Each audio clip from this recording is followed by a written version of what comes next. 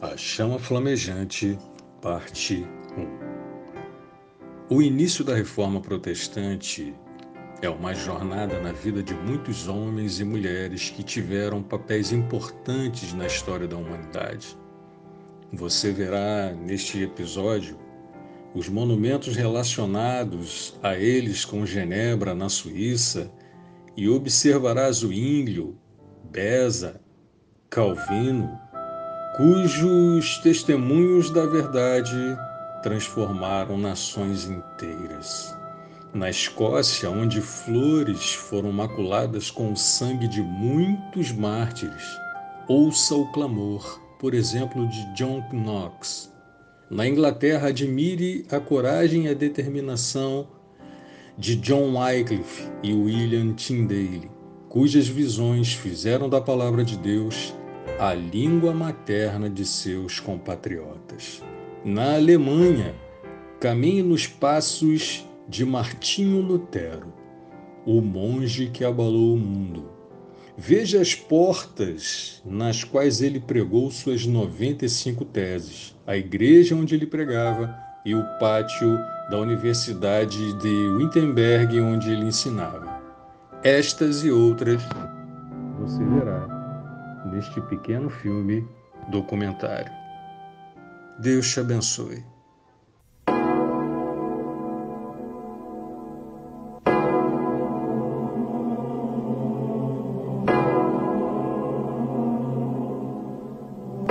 Mil anos de história da Igreja.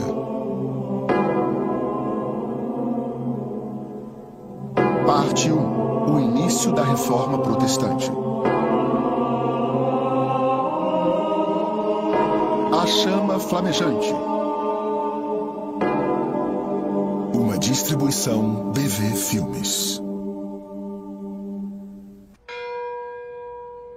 Quando as 95 teses ou questões para debate de Martinho Lutero foram afixadas nas portas da igreja em Wittenberg em outubro de 1517, desencadearam uma série de eventos que acabaram por se transformar numa revolução religiosa. No tempo de Lutero, a igreja ditava as regras. Exigia obediência incondicional e costumava ser atendida.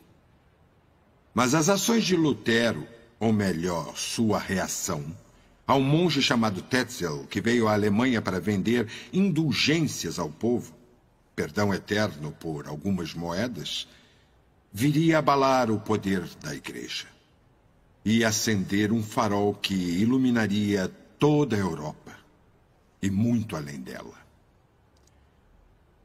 No raiar do segundo milênio, onde começa a nossa história, praticamente todo o mundo eclesiástico estava em trevas. A igreja simples de Jesus Cristo tinha praticamente desaparecido, sob uma nuvem de superstição, cerimônias, meias-verdades e engano. Mas ainda havia aqueles que se agarravam firmemente ao caminho simples do cristianismo do Novo Testamento.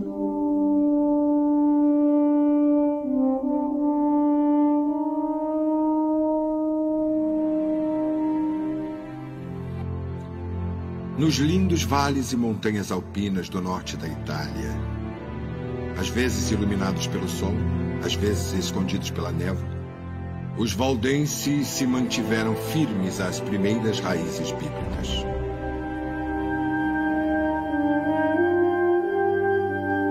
Escola dos Barbas.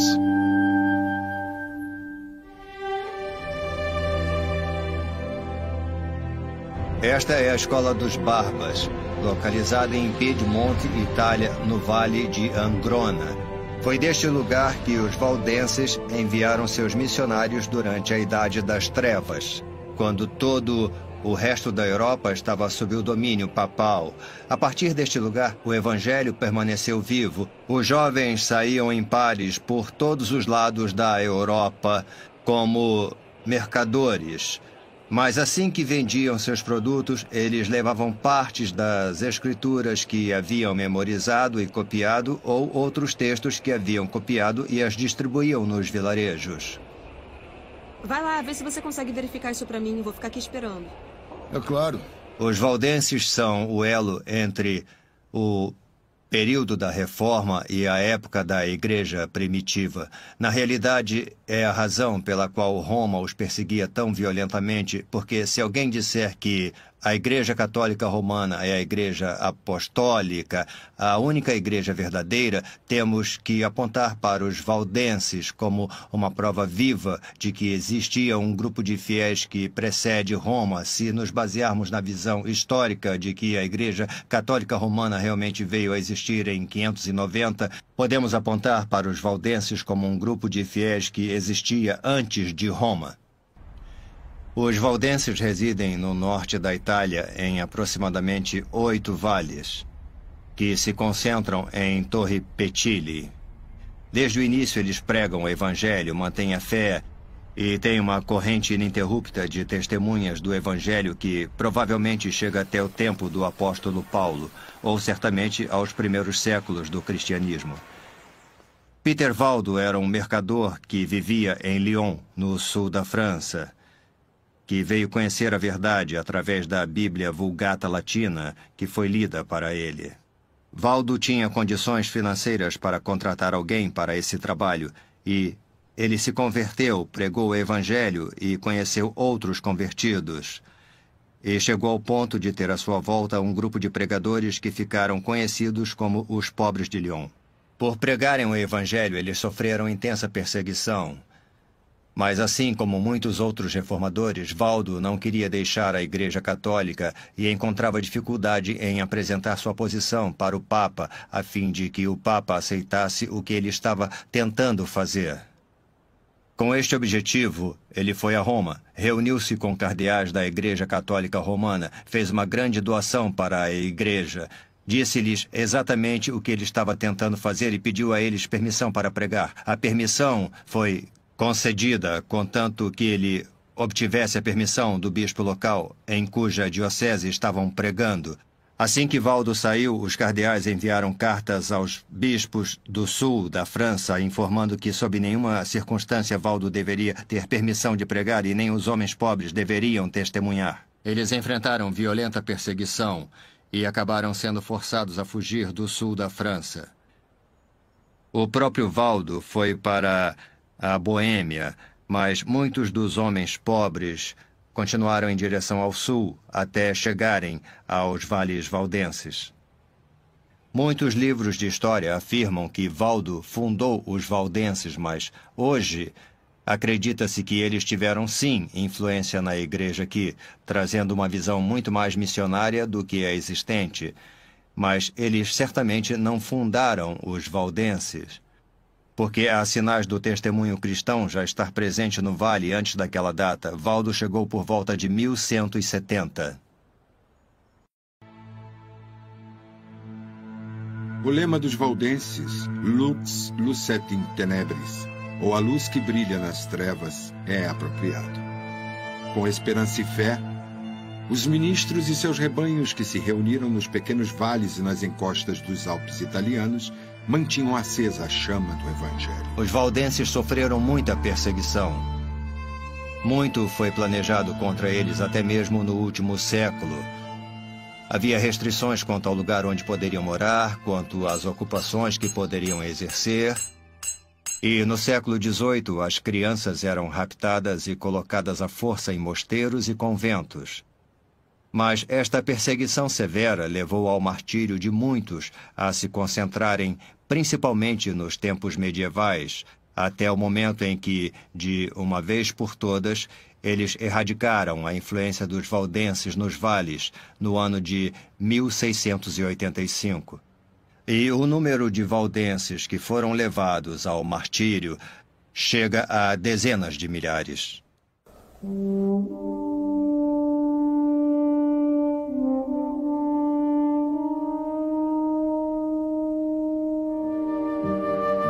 E outros foram provados com zombaria cruel e açoites. Sofreram sozinhos em cadeias e prisões. Foram apedrejados, divididos, tentados, feridos à espada. Eles vagavam vestidos em peles de ovelha e de cabra. Foram privados, afligidos, atormentados, por um mundo que não era digno deles. Eles vagavam em montanhas, desertos e covis, e nas cavernas da terra.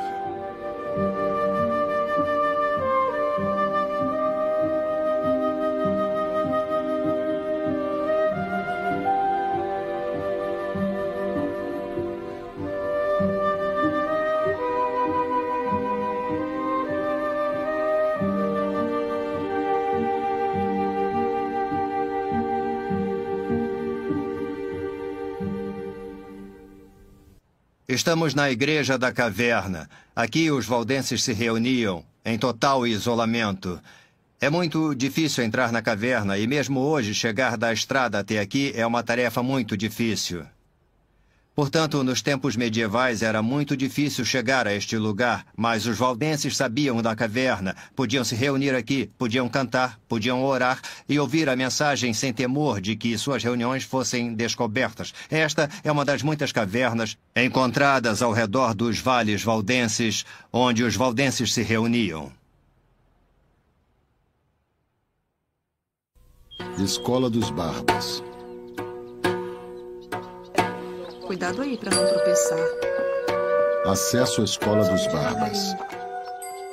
Será que ainda está faltando muito? Precisamos chegar logo. Nos primeiros séculos, quando a Igreja dos Valdenses era, de fato, a única testemunha evangélica reformada da Europa, os valdenses viram a necessidade de propagar a sua fé. Eles fundaram uma escola em Praudaltona, localizada bem no alto das montanhas. A escola foi fundada ali para diminuir qualquer perseguição que pudesse haver contra os alunos. Os alunos daquela escola aprendiam noções de medicina, línguas e matemática, mas sua principal tarefa era memorizar longos trechos das Escrituras. Eles estudavam aqui durante os meses do inverno e, na maior parte dos meses do verão, sua ajuda era necessária na colheita e no cultivo dos terraços nas encostas das montanhas. Eles ficavam memorizando longos trechos da Bíblia, porque sabiam que, ao viajar pela Europa, não poderiam levar abertamente cópias da palavra de Deus, pois isso os incriminaria como missionários e eles seriam martirizados. E então, quando chegavam a uma área com os vários produtos que carregavam consigo, principalmente artigos de armarinho e tapeçaria, eles diziam nos vilarejos, caso considerassem o momento oportuno, que também tinham outras coisas, e então eles falavam das coisas de Deus.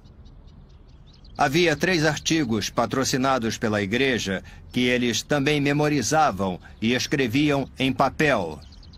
E os distribuíam nos vilarejos e as pessoas nos castelos onde chegavam.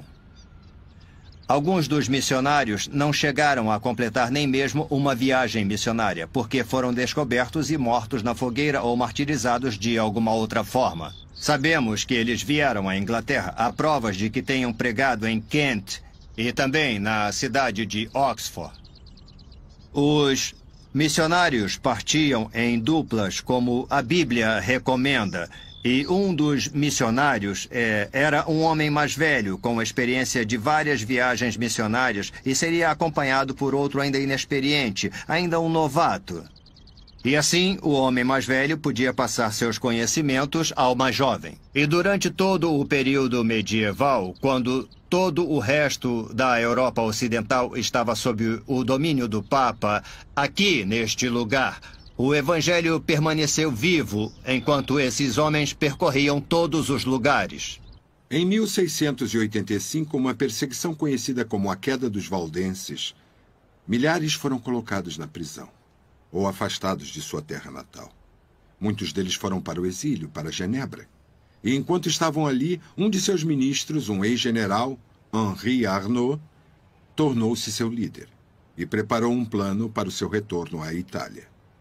Em 1689, Arnaud liderou um grupo de valdenses através dos Alpes, e apesar das forças quase esmagadoras que se opunham a eles, os moradores do vale retornaram em triunfo para sua terra, no que ficou conhecido como o Retorno Glorioso.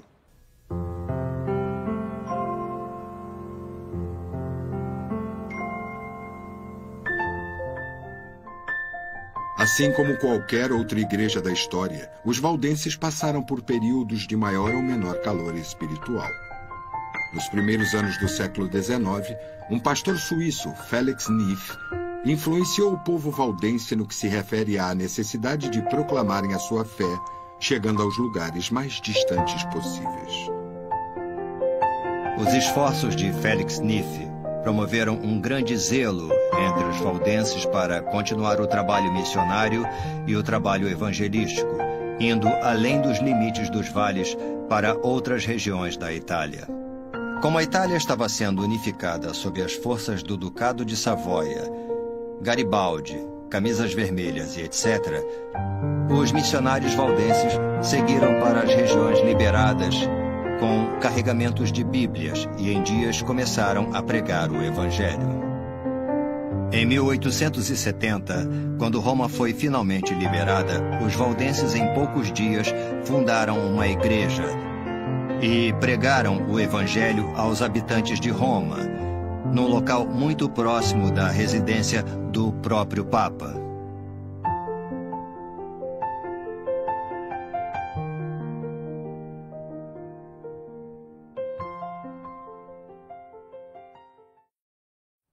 Além da providência de Deus, o reavivamento surgiu como consequência da pregação de Felix Neff, e quando Felix Neff estava concluindo seu ministério, chegou a esse vale um ex-oficial do exército chamado General J.C. Beckwith.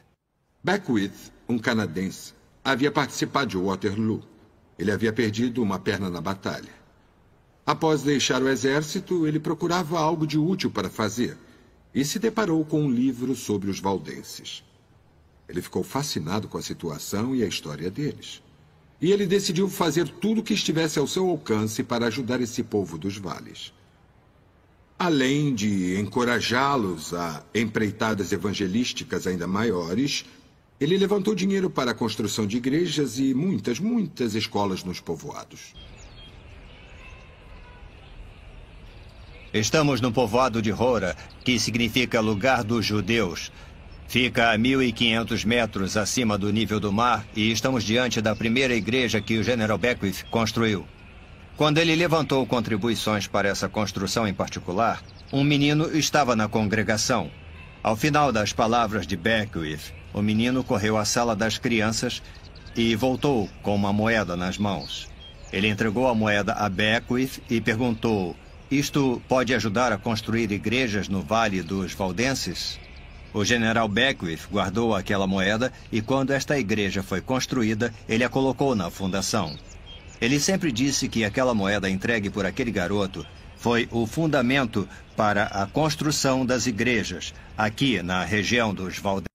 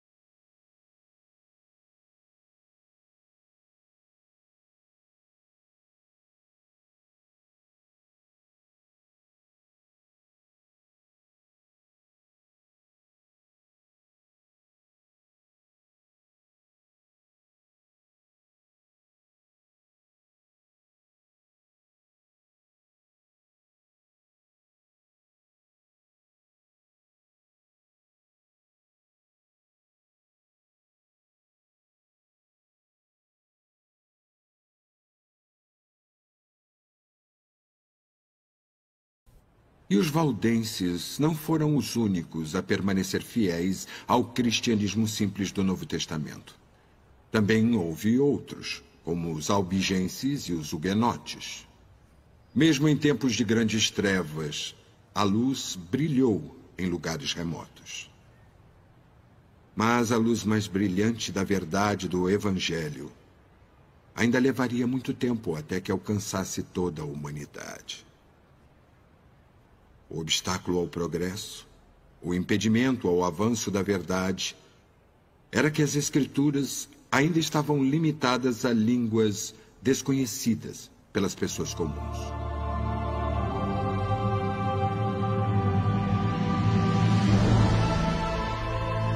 Qualquer estudo da reforma que se faça está condicionado à maneira pela qual a Bíblia causou seu impacto.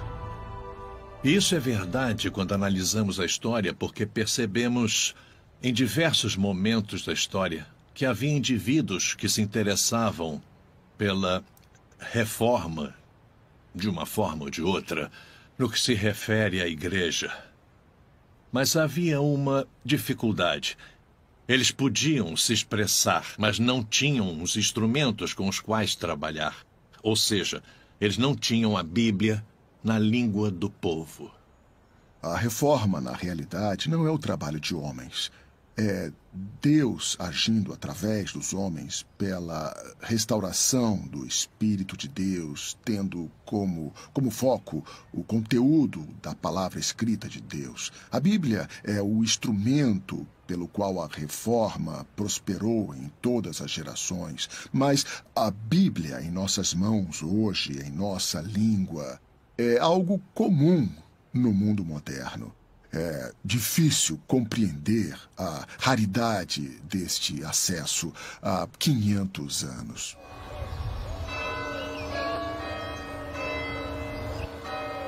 Igreja de John Wycliffe, Lutterworth, Leicestershire, Inglaterra. John Wycliffe, por exemplo, foi a estrela da manhã da Reforma e foi, em grande parte, através da sua tradução das Escrituras, mas não somente da sua tradução das Escrituras, mas nos artigos que Wycliffe enviava para ensinar as Escrituras, que começamos a ver esse impacto em ação. O ponto principal da história inglesa é a democracia. Ela começou a ser desenvolvida com a assinatura da Carta Magna, quando os barões reivindicaram seus direitos em detrimento dos direitos do rei John. É uma visão bastante simplista, uma visão imposta com o benefício de grande percepção da história. Foi, em grande parte, uma luta pelo poder, mas torna-se um pouco mais do que isso quando John Wycliffe entra em cena. John Wycliffe teve grande impacto sobre os povos de língua inglesa. Mais impacto do que qualquer outra pessoa no curso da história. Na verdade, Wycliffe chega muito depois, mas ele traz uma dimensão tanto intelectual quanto espiritual ao que, basicamente, é uma luta política pelo poder. Sua Bíblia, que não era perfeita, foi traduzida, é claro, na Vulgata Latina. Mas era uma Bíblia, certamente numa língua viva, algo que ainda não existia. Muitas cópias foram feitas, a impressão não existia quando Wycliffe morreu, mas, mesmo assim, eram Bíblias escritas à mão, mas foram produzidas. John Wycliffe descobriu, logo no início de sua formação universitária, a incrível doutrina da graça, a salvação de Deus pela graça através da fé. E ele pregou sobre ela. Ele queria uma Bíblia que o homem comum pudesse ler. E certa vez ele estava conversando com alguns dos priores ingleses, as autoridades eclesiásticas, e eles zombaram da ideia de uma Bíblia que um homem comum pudesse usar como um brinquedo, como um deles afirmou. E Wycliffe, apesar de tudo isso, produziu uma Bíblia que podia ser lida pelas pessoas comuns. Essas pessoas podiam ler em inglês.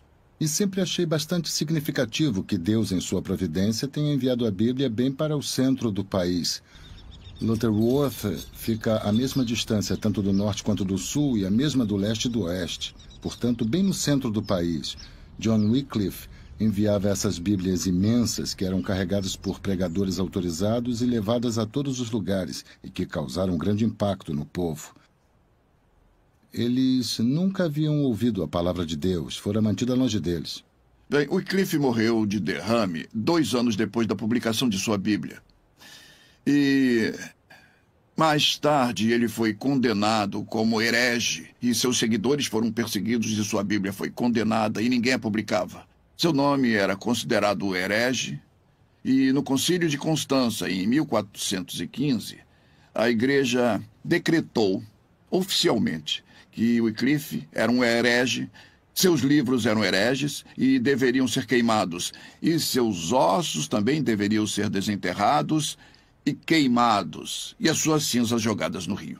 E 40 anos depois de Wycliffe ter sido enterrado, seus restos mortais foram desenterrados e queimados, e jogados no rio Swift.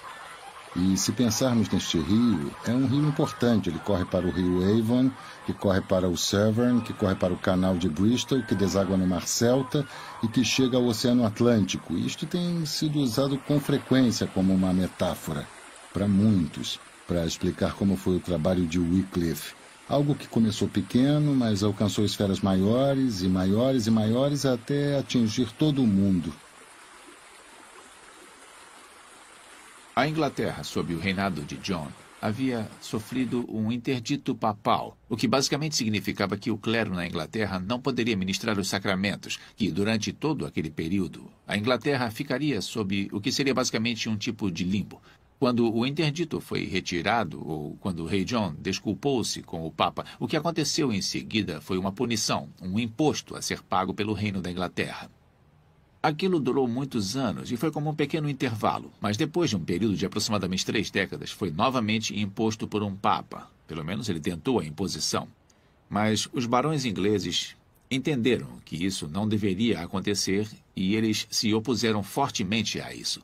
Eles se reuniram no parlamento e eles expressaram suas objeções. Wycliffe registrou suas objeções e também acrescentou a essas objeções uma dimensão espiritual, que o poder do Papa mostrava-se abusivo, no sentido de que o Papa queria garantir um domínio político sobre a Inglaterra, assim como o domínio espiritual. Wycliffe teve muita oposição da cúpula da igreja. Sabemos que ele foi à Catedral de São Pedro e John de Gaunt lhe deu apoio. Ele foi levado a Blackfriars e um terremoto aconteceu ali e assustou a todos. Portanto, ele foi salvo em várias ocasiões, mas na sua velhice, como era de se esperar, ele acabou ficando enfermo. E quando os frades vieram e se reuniram à sua volta para se alegrarem com o fim de Wycliffe, ele disse: "Eu não vou morrer, mas vou viver para proclamar o maravilhoso amor de Deus." E é claro que ele se recuperou. Mas ele não viveria para sempre. Ele não viveu para sempre, mas completou a obra que Deus lhe havia designado. E a sua influência é sentida em nossa região, aqui na Anglia Oriental, onde pessoas como Bilney e muitos outros reformadores foram, de alguma maneira, influenciados pelo trabalho de Wycliffe. Os ensinamentos de Wycliffe, que o levaram a questionar doutrinas como a transubstanciação, a necessidade da confissão verbal e outras, afirmando, mais uma vez, a autoridade das Escrituras em lugar da autoridade da Igreja como instituição, causaram uma influência, podemos dizer, no continente, porque no trono a princesa, a rainha, era Ana da Boêmia. Ela havia se casado com o rei inglês e isso acabou trazendo, por puro patriotismo, vários estudantes da Boêmia à Inglaterra, à Universidade de Oxford, onde Wycliffe era tutor.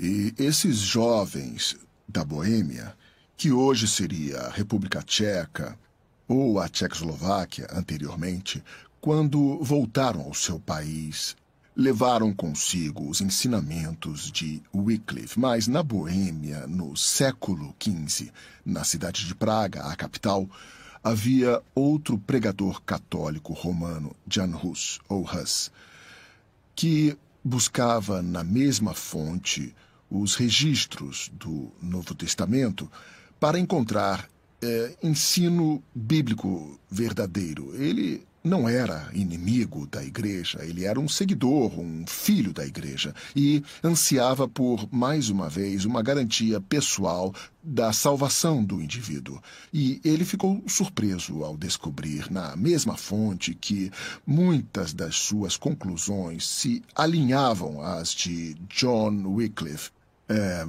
Não quer dizer que os ensinamentos de Wycliffe tenham sido a base de Hus, mas foi uma equivalência muito importante. Hus, é claro, se viu em conflito com a igreja do seu tempo, e no Concílio de Constança de 1414 a 1418 na Alemanha, onde começa o Reno, em Constança, um concílio eclesiástico foi promovido com vários propósitos, e um deles discutiria como lidar com esta heresia hussita, como era chamada.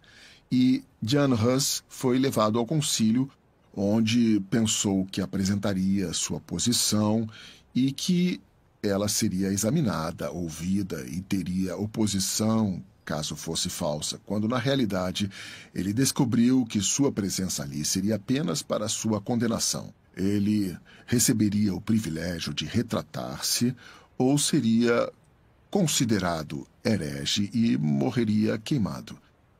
O que eu acho interessante é que ele foi a Constança com um salvo-conduto imperial que era um privilégio político especial dado sob a autoridade do imperador, que garantia salvo-conduto e retorno da pessoa escolhida a um local determinado. Então, o poder imperial estava por trás de tal documento.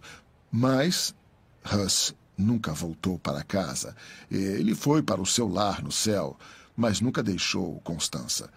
Depois ele foi condenado na catedral, considerado herege, e foi levado para fora da cidade, atravessando o portão medieval que hoje ainda existe, para o campo onde foi queimado, na fogueira, como um herege. Eles disseram: "Nós entregamos sua alma ao diabo e o seu corpo às chamas."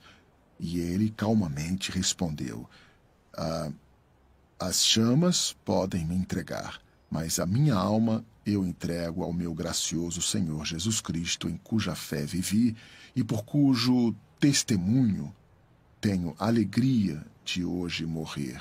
E ele saiu cantando. A franqueza de Wycliffe e Hus foi algumas vezes estimulada pelas divisões na igreja.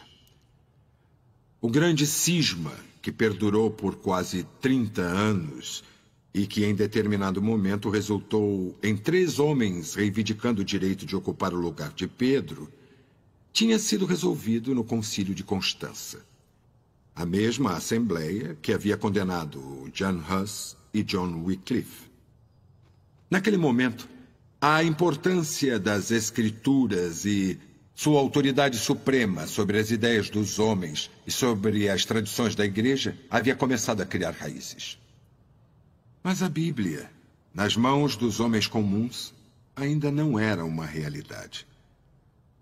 A tradução de Wycliffe havia desfrutado de sucesso modesto, devido às dificuldades e ao custo da distribuição e os problemas com suas raízes latinas. Mas uma revolução estava prestes a eclodir no mundo, através das mãos de um erudito holandês brilhante radicado na Inglaterra e um comerciante empreendedor na Alemanha. No século XV, em 1456, um alemão chamado John Gutenberg inventou a primeira prensa com tipos móveis. E daquela prensa, este é um desenho das primeiras folhas, veio o primeiro livro. O primeiro livro completo, já impresso com a prensa de tipos móveis de Gutenberg, foi a Bíblia Vulgata, que Jerome havia traduzido 1000 anos antes. A Vulgata Latina de Jerome, o primeiro livro completo já publicado. Mas essa ferramenta, essa prensa, seria muito providencial na rápida disseminação da palavra de Deus. Isso é tremendo, porque o renascimento dos séculos XIV e XV enfatizaram outra vez a importância da educação individual, o aprendizado para o indivíduo, uma sociedade alfabetizada. E no século XV, a invenção da prensa de tipos móveis no meio do século XV levou Lutero a dizer, diante da rápida reprodução de suas palavras: foi como se os anjos fossem meus mensageiros, tal a rapidez com que minhas palavras foram espalhadas pelo país. É notável. Provavelmente a mais importante, se eu tivesse que escolher, invenção do milênio tenha sido a prensa de tipos móveis no que se refere aos seus efeitos em aproximar a erudição universal nos países ocidentais. No final do século XVI, a Igreja Católica Romana comissionou um homem chamado Erasmo para compilar, a partir dos 7 manuscritos gregos que ele tinha disponíveis, um texto comumente recebido, que eles chamaram de Textus Receptus. Desidério Erasmo, de Rotterdam, Holanda, erudito, monge, amante da língua grega e um notável erudito que seria para a sua época o que Einstein seria para a nossa. Se você recebesse uma carta de Erasmo, você não aguardaria apenas, você molduraria ela e guardaria como herança para outras gerações.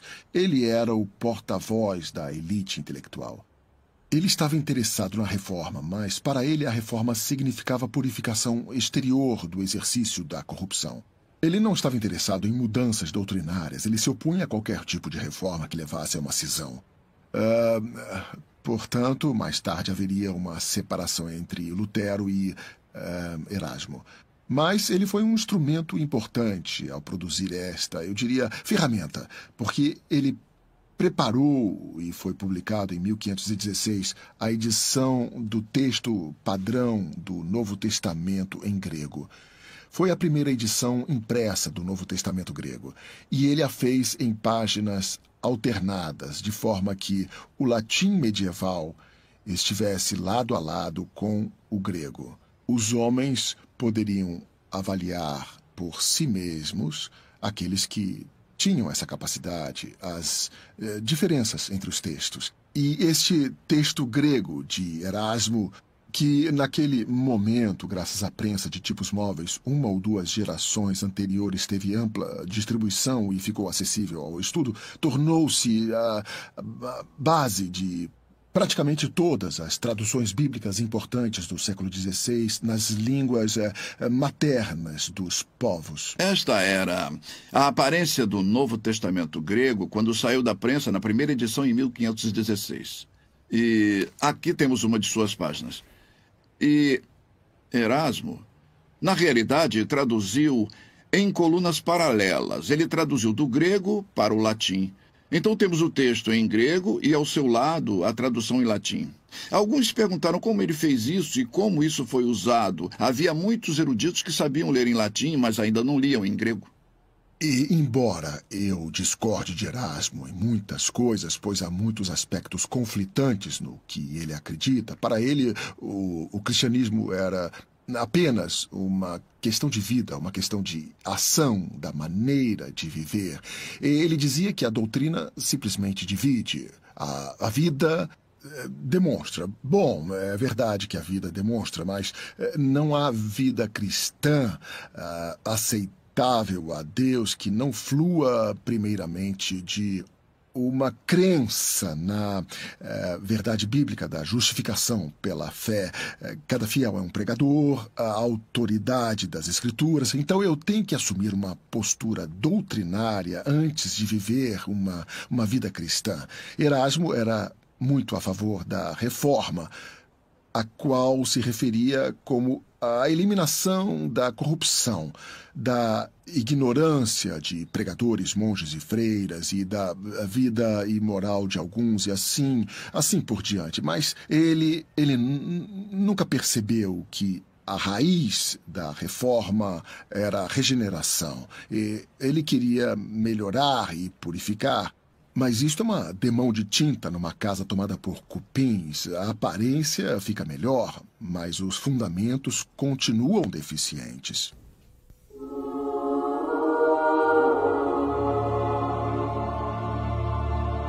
O texto recebido, ou Textus Receptus, compilado por Erasmo, tornou-se o fundamento de todas as grandes traduções subsequentes das Escrituras, até a tradução de King James ou a versão autorizada de 1611.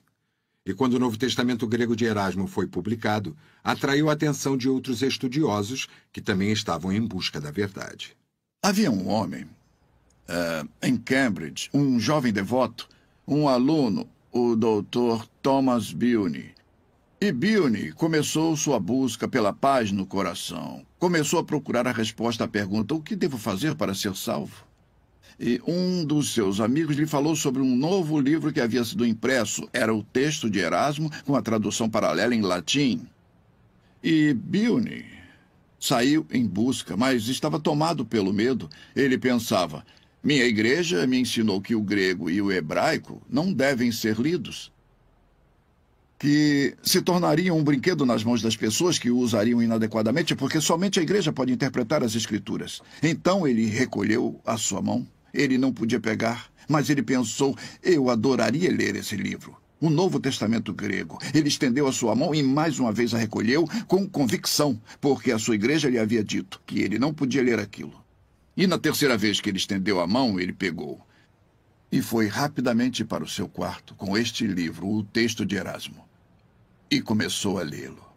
E Merle Daubigné, em seu livro História da Reforma, diz: Bilney abriu o livro e, ao abri-lo, seus olhos se depararam com estas palavras: esta é uma palavra fiel e digna de toda a aceitação, de que Cristo veio ao mundo para salvar os pecadores, dos quais eu sou o principal, diz o apóstolo Paulo. Ele colocou o livro de lado e meditou na declaração contundente de Paulo. São Paulo, o principal dos pecadores? O quê? São Paulo, o principal dos pecadores, e, no entanto, São Paulo tem certeza de estar salvo? Ele leu o versículo de novo, e mais uma vez ele leu o versículo. E, para encurtar a história, ele se converteu de forma gloriosa, arrependeu-se de seus pecados, recebeu a garantia da sua salvação através da leitura do texto de Erasmo da Bíblia. É claro que ele havia aprendido grego também. Mais tarde, Bilney foi morto, uma morte de mártir.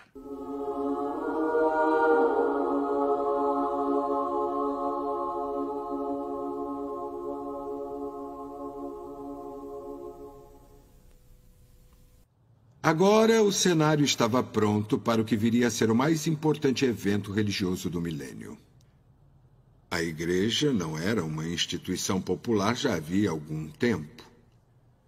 Havia inquietação nos círculos religiosos por toda a Europa, descontentamento entre muitos do rebanho, anticlericalismo, supressão da heresia, o impulso da reforma e até o humanismo.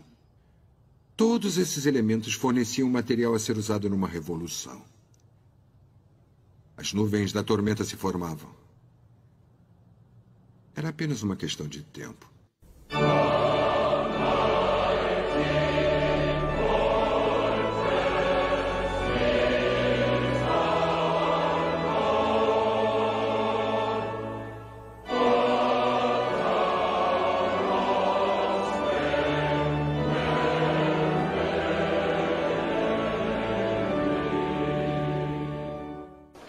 A história de Wittenberg é muito fácil de aprender. Nada antes de 1500, nada depois de 1600. Portanto, as ruínas e as lembranças do grande centro de reforma ainda estão preservadas, como se pode observar aqui, neste pátio, onde, de fato, Lutero morou, a princípio como monge e mais tarde com a sua família. O pátio hoje está formado por edifícios que foram construídos um pouco depois. E o objetivo de todos eles, após a morte de Lutero, era abrigar os alunos.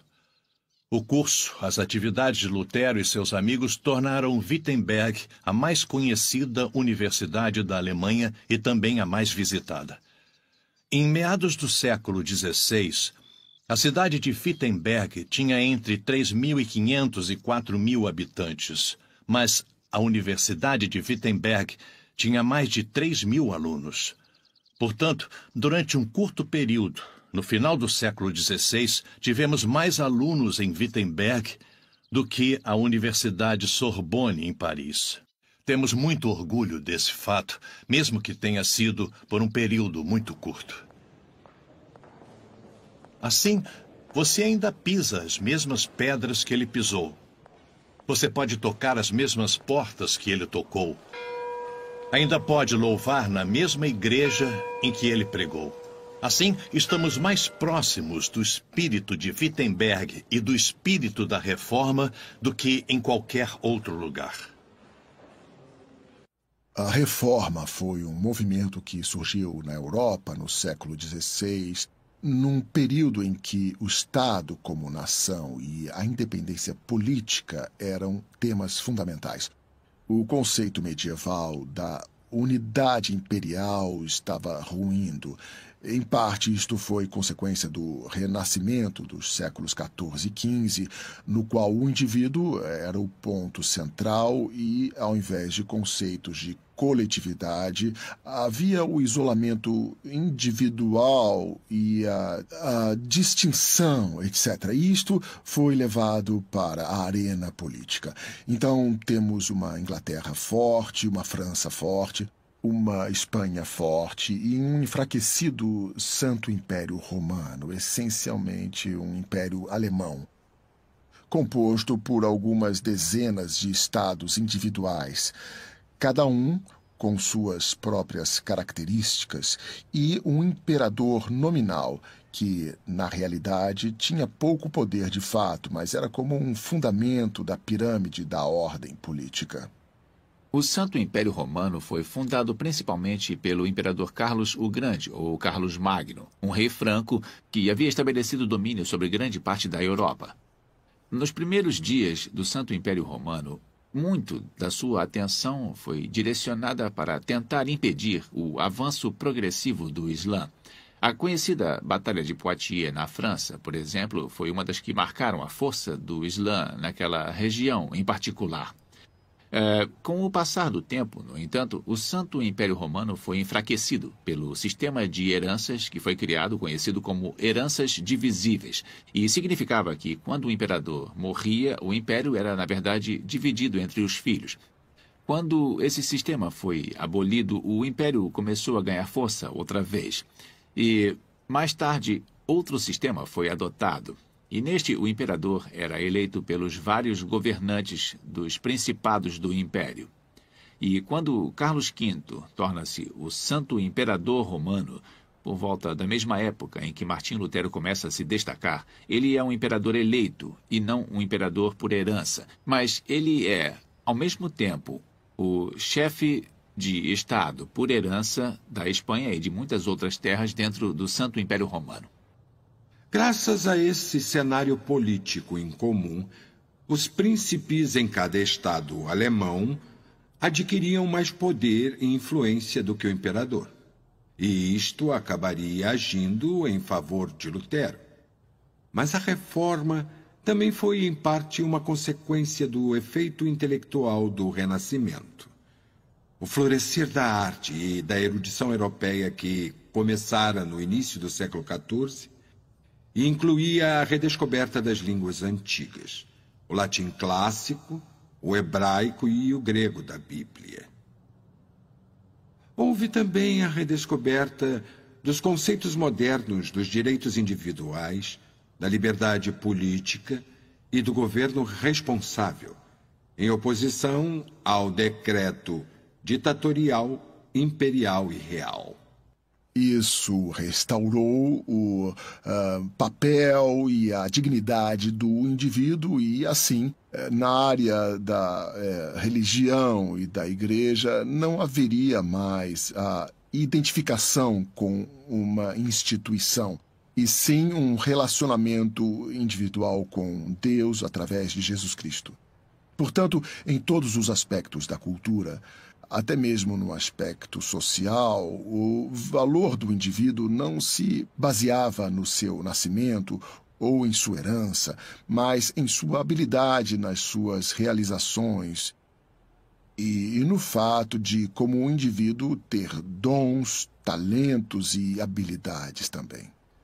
Para mim, o Renascimento e a Reforma, em particular, são claramente o viveiro o berço da civilização moderna. E, mais uma vez, os historiadores seculares datam a história moderna a partir do século XVI. Acho que eles reconhecem isto pela validade destas observações.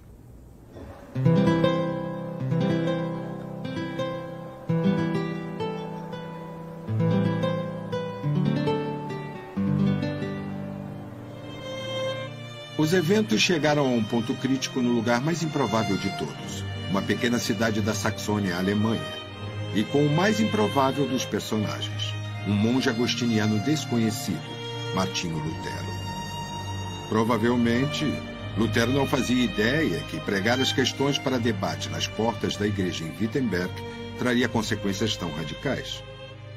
Mas a reforma não seria a mesma sem ele. Uma observação notável que foi feita é que mais livros foram publicados na história do mundo ocidental sobre Martinho Lutero do que sobre qualquer outro indivíduo que andou sobre a terra, exceto o próprio Senhor Jesus Cristo. É uma observação notável, me parece, que exige alguma resposta à pergunta por que Lutero é importante. Lutero é, certamente, a figura histórica mais importante do século XVI para a história da Alemanha e talvez também para a história da Europa. Lutero era apenas um homem com pés de barro, e ele seria o primeiro a admitir isso. O maior dos homens, o melhor dos homens, alguém disse, estão no seu melhor enquanto forem homens. E Lutero não era a exceção. Mas ele foi um homem usado por Deus, era um indivíduo que buscava, que ansiava a paz espiritual. Sua vida até a conversão foi uma busca por, em suas próprias palavras, um Deus gracioso. Ele começou a vida como monge e erudito, e até 1517, ninguém, com exceção de alguns colegas e alunos, sabia seu nome. Ele via Deus como um juiz irado que deveria ser obedecido e que deveria ser temido. Ele adquiriu esta compreensão de seus pais. Seus pais foram rígidos na sua educação e ele aprendeu a obedecer, aprendeu a temer. Ele não aprendeu a amar, a confiar e acreditar. Este foi um processo que aconteceu em sua juventude. O pai de Lutero, um mineiro, tinha grandes aspirações para o seu filho e o enviou para a Universidade de Erfurt no curso de Direito. Lutero obedeceu. Mas não tinha certeza se uma carreira no direito seria apropriada para ele. Ele foi para casa por uma semana para reavaliar o seu futuro. E na viagem de volta para Erfurt foi apanhado por uma violenta tempestade. O que naquele tempo era algo horrível e aterrorizante. Eles ainda não conheciam as explicações atmosféricas, físicas e meteorológicas para os raios e os trovões. Era a representação da ira de Deus e dos anjos. Então, em total desespero, ele procurou refúgio sob uma árvore. O que todos sabemos que é uma grande tolice, mas para ele representou refúgio, e ele fez um voto. Ajude-me, Santa Ana, e eu me tornarei um monge. E assim, aos 21 anos de idade, Lutero ingressou no mosteiro agostiniano. E ali continuou sua busca por paz de espírito e por consolo espiritual. Staupitz, um superior do monastério, veio visitar o mosteiro e disse a Lutero que ele precisaria aprender a confiar mais em Deus, em vez de temê-lo. Ele também foi designado por Staupitz para a faculdade da recém-formada Universidade de Wittenberg. Ali ele recebeu a cadeira de Teologia Bíblica e assim seu dever era estudar e falar sobre o texto das Escrituras. Isto era algo novo. Não para nós hoje, mas na Idade Média, estudar as Escrituras significava estudar os pais e os doutores da Igreja e os seus comentários sobre as Escrituras. Mas voltar à origem, usar a Bíblia como livro-texto em aulas sobre a Bíblia, uma escolha tão óbvia. Foi uma revolução, uma inovação no tempo de Lutero. Cumprindo seu dever de estudar as Escrituras na preparação de suas aulas, Lutero, pela primeira vez, viu-se frente a frente com verdades bíblicas que ele não conseguia compreender e, a princípio, não podia aceitar. Ele rejeitou, a princípio, os versículos de Romanos, capítulo 1, onde o apóstolo Paulo diz, porque nele se descobre a justiça de Deus, de fé em fé, como está escrito, o justo viverá pela fé. O justo viverá pela... Para ele, isso significa a justiça de Deus. Eu devo me tornar justo como Deus é justo. E então, eu posso viver pela fé. Mas como posso ser justo? Então ele trabalhava e se esforçava na tentativa de agradar a Deus pelas suas obras, tentando tornar-se justo.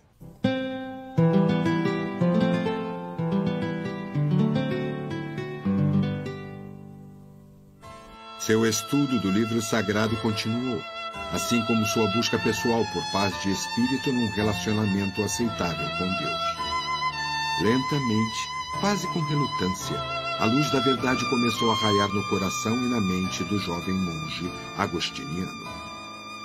Ele estava interessado, acima de tudo, num relacionamento pessoal entre ele e Cristo. A questão de como fazer do homem pecador, eu pecador, alguém que possa ir para o céu após a morte. E foi quando ele preparava suas palestras sobre salmos que ele chegou ao Salmo 31, que descreve Davi fugindo de Saul no seu limite, incapaz de salvar a si mesmo e clamando por socorro. E ele diz: guarda-me, ó Deus, porque em ti ponho a minha confiança. Nunca me deixes confundido. Livra-me pela tua justiça. Agora ele via em Salmos 31:1 que a justiça de Deus pertencia a Deus, imputada a ele, não algo que ele alcança por esforço próprio. Então ele interpretou a justiça de Deus em Romanos 1 como a justiça de Deus imputada a ele, em lugar de sair por aí tentando estabelecer sua própria justiça, que era o que ele tentava fazer. Para Lutero, esta foi uma grande descoberta. Eu encontrei. Tudo o que preciso agora é uma oportunidade de proclamar esta verdade que acabo de descobrir. E esta oportunidade surgiu quando Tetzel, o vendedor de indulgências, veio à Saxônia.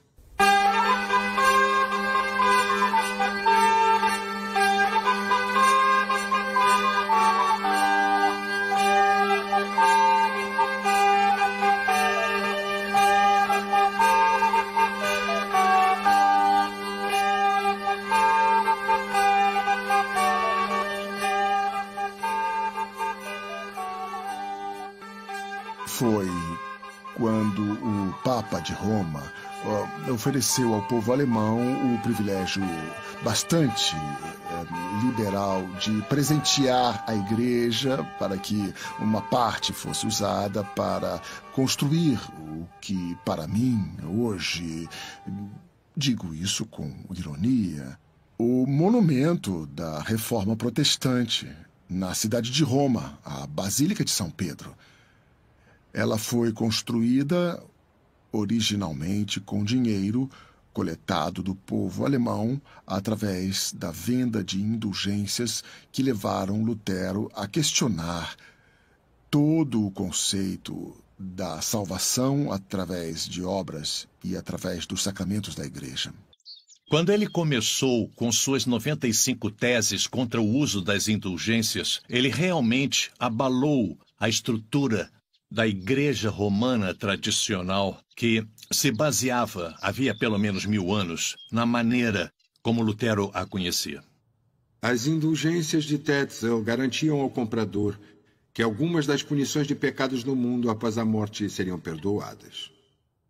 Relatos das pregações de Tetzel e de suas afirmações absurdas foram trazidas a Lutero por alguns camponeses que haviam comprado indulgências. Lutero ficou furioso. E ainda mais furioso pelo que viu nas ruas de Wittenberg. As pessoas comuns foram levadas por esses mascates de indulgências de povoado em povoado à conclusão simples que esses certificados das indulgências eram licenças para o pecado sem consequências. E Lutero encontrou um dos seus paroquianos que chafurdava na imundície de sua embriaguez. E Lutero o repreendeu, dizendo: como se atreve você, um filho de Deus, vivendo desta maneira?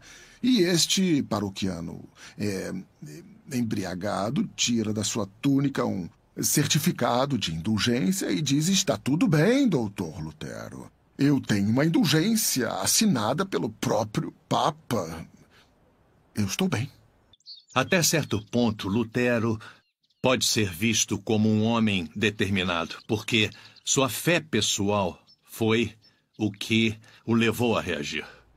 E o monge dominicano Tetzel tinha vendido essas indulgências como um ambulante dando um espetáculo. Ele costumava dizer: quando o tilintar de uma moeda é ouvido no fundo do cofre, uma alma sobe para o descanso celestial. Vamos lá, quem será o primeiro? E Lutero ficou tão irado pela resposta do seu ex-paroquiano que voltou aos seus aposentos e disse: darei um basta no tambor de Tetzel. Como resposta à venda de indulgências por Tetzel, Lutero redigiu algumas questões para serem debatidas, o que, na época, era um processo acadêmico comum. Os debates eram populares, e essas questões ou proposições, que chegaram a um total de 95, foram devidamente colocadas mais uma vez, conforme o costume do debate acadêmico da época. Foram pregadas nas portas da igreja do castelo em Wittenberg, no dia de Todos os Santos, em 1517. Lutero também enviou uma cópia ao arcebispo de Mainz, o primaz alemão da Igreja Católica Romana, que por sua vez as enviou a Roma. O mais significativo, talvez, é que as teses foram traduzidas para o alemão e circularam pelo país. Passaram-se 2 anos antes que alguém levasse as teses de Lutero para debate. Mas esse dia chegou na Universidade de Leipzig, quando o teólogo católico alemão John Heck pegou as teses e colocou a autoridade dos pais da igreja contra elas. E Lutero respondeu muito calmamente com a autoridade das Escrituras. Heck tecia seus argumentos durante vários minutos, citando o parecer dos pais e doutores da igreja. Lutero ouvia e depois respondia. O senhor falou com muita segurança, mestre Heck, e citou Agostinho e Bonaventura e outros, mas São Paulo afirma. E com um único verso das Escrituras, Lutero destruía com eficácia o argumento que Heck havia colocado. Então Lutero estava exercitando a autoridade original das Escrituras. Quando Heck não conseguia rebater os argumentos de Lutero através da lógica e da razão, ele atacava sua pessoa e o acusava de falar como Jan Hus. E Lutero, a princípio, ficou irado, se irava ao ser chamado de Hussita, porque Lutero não sabia muito sobre a história da igreja. Tudo que Lutero sabia é que Hus havia sido queimado como herege no concílio de Constança, então Hus devia ter sido um grande herege. E, no intervalo, ele investigou e voltou e anunciou com orgulho: então eu sou um hussita. Hus estava certo. Ele concorda comigo, então, obviamente, ele estava certo. Portanto, eu não creio mais na autoridade dos concílios da igreja. Os concílios podem errar, pois erraram ao queimar Hus. Então não há outra autoridade, nem a igreja, nem o Papa, nem os concílios, mas somente as Escrituras. E, de certa forma, Lutero perdeu o debate em termos de argumentos.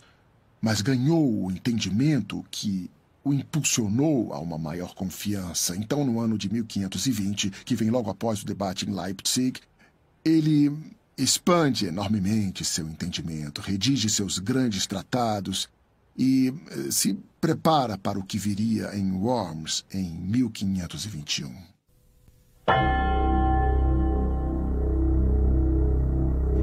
Em 1521, Lutero foi chamado para comparecer a uma Assembleia Imperial, um parlamento do Império Alemão.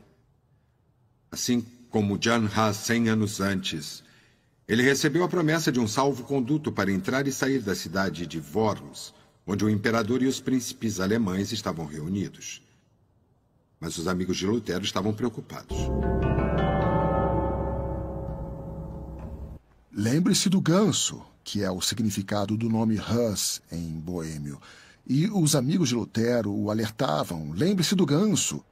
Não coloque sua confiança no salvo-conduto imperial. E Martinho Lutero teria respondido: eu não importo, minha confiança está no Senhor Jesus Cristo e não na palavra dos homens. Embora haja tantos demônios contra mim, quantas são as telhas dos telhados de Worms, a cidade para onde vou, eu irei.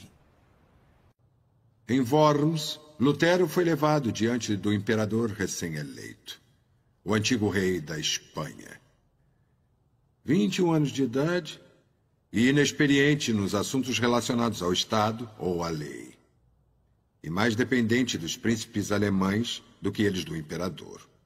Ele não poderia lutar suas guerras sem o apoio dos príncipes alemães, e ele tinha guerras de fato, os turcos ao leste, os franceses ao oeste, e agora tinha esses seguidores de Lutero entre os príncipes à sua volta. E eu creio que Deus o manteve ocupado, que manteve esse jovem imperador ocupado demais para que pudesse sufocar o bebê da reforma em seu berço naquele momento, até que tivesse chegado à juventude e não pudesse mais ser extinto assim tão facilmente.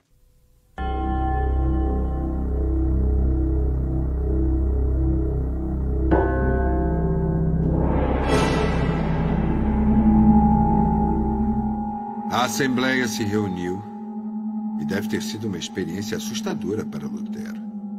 Aparentemente, uma voz solitária contra o mundo. Quem era ele para desafiar a autoridade de sua igreja? E dos grandes pais da igreja? E do imperador? Eu imagino esse conclave entre a igreja e o Estado. Em nosso país, o paralelo seria as duas casas do Congresso, a Suprema Corte, o Conselho Nacional de Igrejas, todos os poderes da terra. E este simples monge alemão, que havia causado tanto tumulto e problemas, foi trazido até ali, e duas perguntas simples foram feitas diante das cópias de seus escritos expostos sobre uma mesa à sua frente. Esses escritos são seus? Sim. Você irá repudiá-los e retratar-se? E isto lhe é perguntado no primeiro dia, e ele não está preparado para isso, e diz: eu vim aqui esperando que as teses fossem discutidas, debatidas, e que os erros fossem apontados. Eu preciso de tempo. Eles lhe deram 14 horas. Lutero não escreveu um discurso. Ao invés disso, ele passou a noite em oração. E voltou no dia seguinte para enfrentar as mesmas duas perguntas. Esses escritos são seus? E você irá retratar-se? Se querem que eu repudie todos eles, pensem no que estão dizendo. Seria como negar coisas que vocês afirmam ser verdadeiras. E eles não apreciaram seus comentários. Só esperamos uma resposta simples. Se é o que desejam, vou lhes dar uma resposta. A menos que me seja mostrado através de provas claras das Escrituras, ou por questionamento sensato, questionamento regenerado, não na sua arrogância, onde eu errei, não retiro nada do que disse. Minha consciência, ele disse, é cativa da palavra de Deus. Ir contra a consciência não é correto e nem seguro. Ele quis dizer sensato. Eu seria insensato se eu... Ele podia dizer que não seria correto agir contra a consciência, porque havia acabado de afirmar minha consciência cativa da palavra de Deus. Sua consciência era ensinada pelas Escrituras, portanto, era um guia válido. A menos que me seja mostrado pela palavra de Deus onde errei, eu não retiro nada do que disse. E ele terminou com uma conclusão apropriada, típica de um orador. Que Deus me ajude. Amém.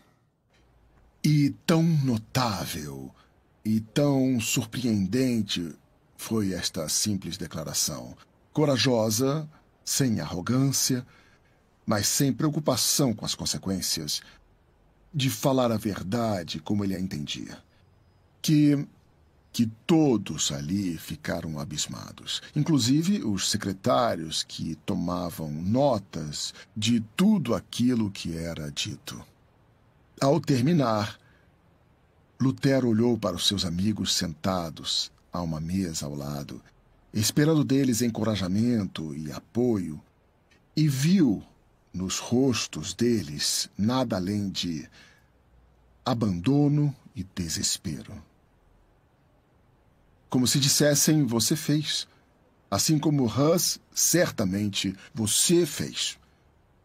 E exasperado como resposta àquela atitude derrotada, ele disse: eu estou aqui. O que mais posso fazer? E acredito que, naquele momento, os secretários pegaram a pena ou algo assim e tentaram se recompor para recapitular aquelas palavras finais. E temos agora, em nossa nobre oratória, aqui estou eu, nada mais posso fazer. Que Deus me ajude. Amém. E as pessoas ali presentes, inclusive os príncipes alemães, alguns dos quais apoiavam Lutero, olharam fixamente para o imperador como se perguntassem: o que o senhor vai fazer a respeito? Entre os príncipes estavam aqueles que apoiavam Lutero. Em princípio, não por compreensão teológica, mas Lutero era alemão e apoiava a independência da Alemanha. E os príncipes gostavam disso. E, como eu disse, o imperador dependia tanto dos príncipes para lutar as suas guerras que não podia se dar ao luxo de ofendê-los. E o imperador estava em maior dificuldade naquele momento do que o próprio Lutero. O imperador fez um sinal e os dois guardas conduziram Lutero para fora. Houve um clamor na multidão enquanto Lutero passava. E os guardas espanhóis gritavam: El fuego! El fuego! O fogo! O fogo!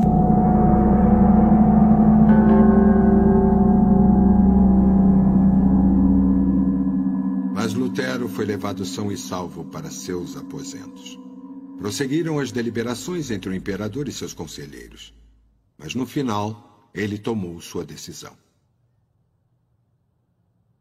Este irmão está certamente errado ao se colocar contra a compreensão de toda a cristandade. Ouvimos o discurso de Lutero aqui, e eu lhes digo que me arrependo ter me demorado tanto para tomar medidas contra ele. Não tenho desejo de ouvi-lo novamente. Ele tem um salvo-conduto, mas eu poderia declará-lo de agora em diante como um verdadeiro herege. E espero que vocês, como verdadeiros cristãos, façam o mesmo. Um tremor percorreu os presentes. A heresia havia sido declarada pelo Supremo Legislador do Império. Só havia uma sentença: o fogo.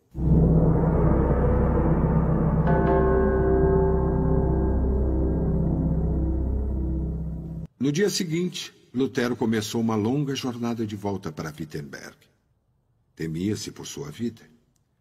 A promessa do salvo-conduto permaneceria pelos próximos 21 dias determinados? Seus amigos optaram por uma ação repentina e drástica. No caminho deserto, homens mascarados pararam o carro, prenderam Lutero e o levaram. Um frade solitário, companheiro de viagem, foi deixado para contar o que havia acontecido.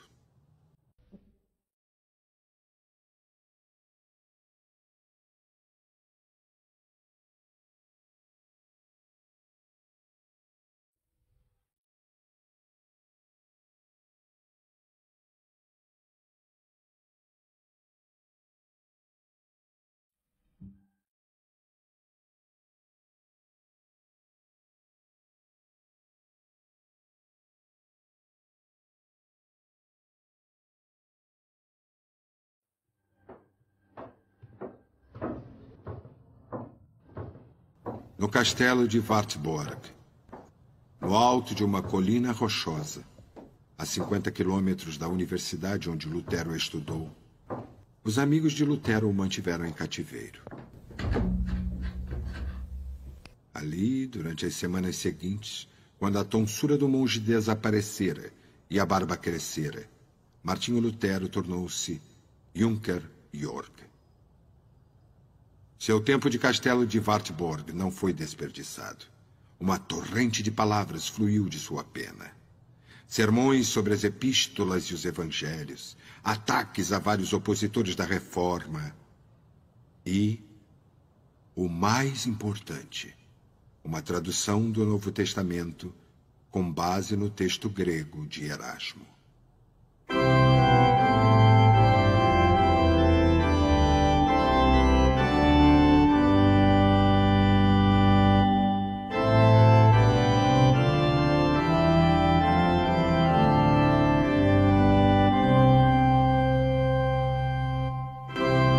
Martinho Lutero ainda teria muitas batalhas a enfrentar, mas sua maior batalha havia terminado.